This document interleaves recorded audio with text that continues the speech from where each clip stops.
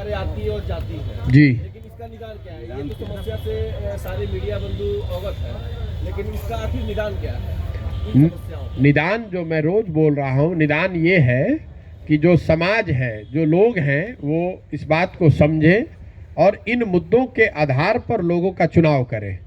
अगर आपने जैसा ठीक कहा कि सबको मालूम है कि ये समस्या है, लेकिन आप देखेंगे कि जो जनप्रतिनिधि चुन कर आ रहे हैं वो वही लोग हैं जो 3-3 बार, 4-4 बार, 5-5 बार जीत रहे हैं।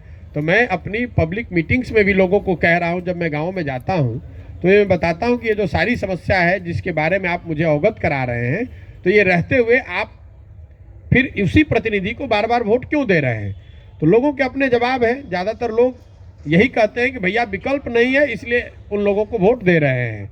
क्योंकि आप चंपारण की स्थिति देखिए, आपके जो दोनों एमपी हैं, ये लोग एमपी हैं, इनके पिताजी भी एमपी थे।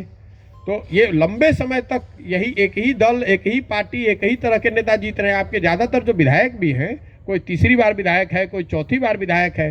तो स्वाभाविक तौर पर ये सारी समस्याओं के बावजूद अगर लोग इनको वोट कर रहे हैं तो यही समस्या का जड़ है, जो मैं रोज आपको लोगों को बता रहा हूँ कि बिहार में बदहाली का कारण ये है कि जनप्रतिनिधियों के मन से ये डर खत्म हो गया है कि हम अगर काम नहीं करेंगे तो हमको वोट नहीं पड़ेगा।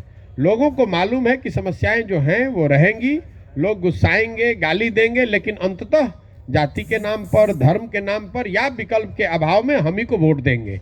ये ऐसे है कि मान लीजिए कोई आपको बता दे कि आप पढ़ाई करें ना करें, आपको एग्जाम में 80% नंबर आएगा, तो आप स्वाभाविक तौर पर उतनी मेहनत से पढ़ाई नहीं करेंगे। लोकतंत्र की मूल में जो बात है कि हर 5 साल में आपको जनता के सामने एक परीक्षा पास करना पड़ता है, जो आपके किए गए कार्य के आधार पर होना चाहिए। यहाँ पर वो हो ही नहीं रहा है।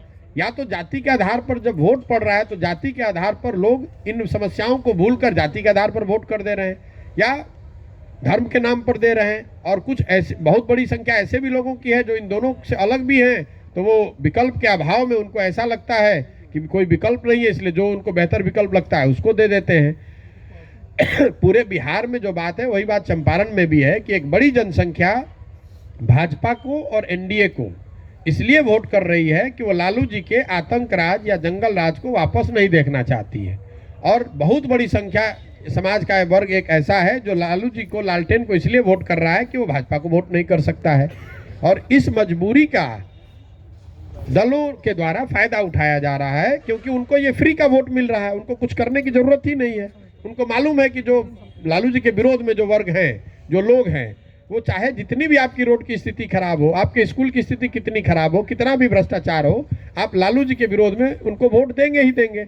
आप देख लीजिए चंपारण में पिछले 30 साल से तो भाजपा ही जीत रही है, भाजपा के विधायक जीत रहे हैं, भाजपा के एमपी जीते हैं, भाजपा या एनडीए।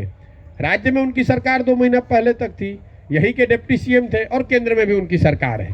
और फिर भी इतनी समस्याओं की हम अभी चर्चा कर रहे हैं, और इसमें आप कोई भी समस्या ऐसा नहीं कह सकते कि हम बनाकर बोल रहे हैं। आप इससे सहमत हैं कि नहीं ये समस्या है?